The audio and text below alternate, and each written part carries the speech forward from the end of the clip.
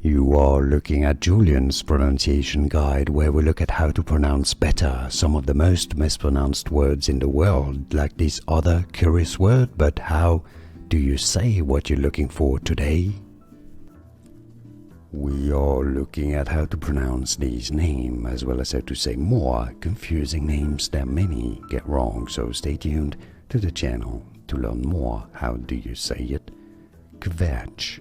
Kvetch. It's actually very easy. The spelling actually makes sense in the end. Kvetch. And now you know. Like this video if you found it useful, it helps me immensely. Thanks for your support. More videos for you here to learn more correct pronunciations. Thanks for watching. Here are more videos on how to pronounce more confusing words and names too many mispronounced. Like this video if you found it useful. I appreciate your support. I'll see you soon and thanks for watching.